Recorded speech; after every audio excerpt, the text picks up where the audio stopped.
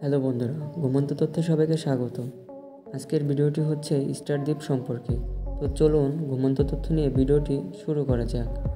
চোলির শহর থেকে অনেক দূরে অবস্থিত গভীরে এই জায়গার একটি ছোট্ট আইল্যান্ড দেখতে পাওয়া যায়।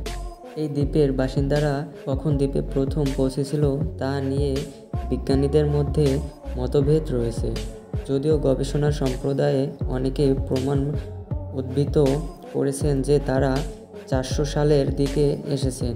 এটি গবেষণায় তাদের আগমন 1200 সালের দিকে। এটি দক্ষিণ প্রশান্ত মহাসাগরের লাভা নির্মিত বৃক্ষশূন্য একটি আগ্নেয় দ্বীপ, যার আয়তন 27.5 বর্গ মাইল, যার নাম ইস্টার দ্বীপ।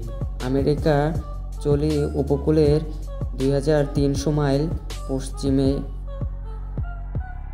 আপনি জানলে অবাক হবেন, ইস্টার দ্বীপে সারা বছর গরম থাকে। ইস্টার দ্বীপ বিশ্বের প্রত্যন্ত জনবসিত পূর্ণ দ্বীপগুলির মধ্যে একটি।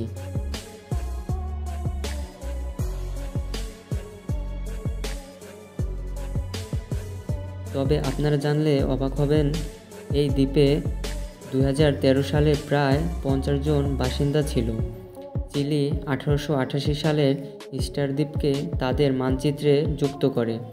পরবর্তীতে 1966 সালে রাপা নুই সম্প্রদায়কে চিলির নাগরিকত্ব দেওয়া হয়।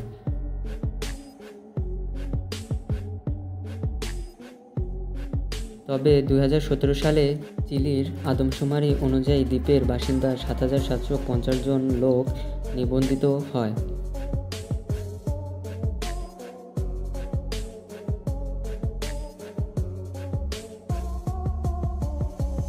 যেখানে মোয়াই খোদাই করা হয়। অনেক অসম্পূর্ণ ভাস্কর্য রয়েছে, তবে এই স্ট্যাচু প্রায় 33 ফুট লম্বা এবং 90,000 কেজি ওজনের। এটা এক জায়গা থেকে অন্য জায়গায় নিতে গেলে প্রায় 500 লোকের দরকার হতো। আপনারা একবার এই মূর্তিটিকে দেখুন। এই মূর্তিটি প্রায় 70 ফিট হওয়া সত্ত্বেও এটার ওজন মাত্র 300 টন।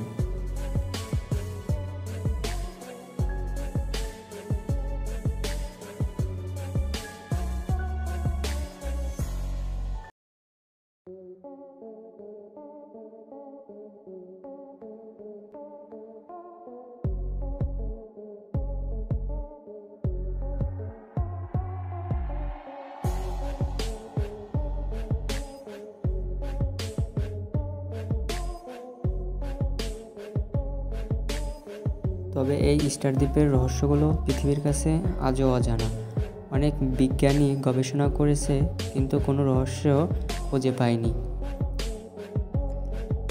এই সকল স্ট্যাচুগুলো কারা বানিয়েছে, কিভাবে বানিয়েছে এবং এগুলো এক জায়গা থেকে আরেক জায়গায় কিভাবে সরেছে, সেটাও কোনো রহস্য খুঁজে পাওয়া যায়নি।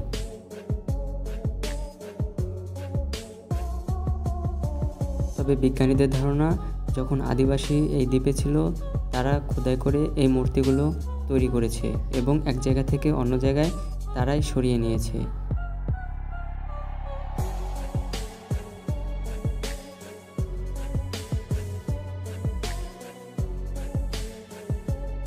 তবে এই ইস্টারল্যান্ডে যে সকল গর্তগুলো রয়েছে, এগুলো পৃথিবীর কাছে আজও অজানা।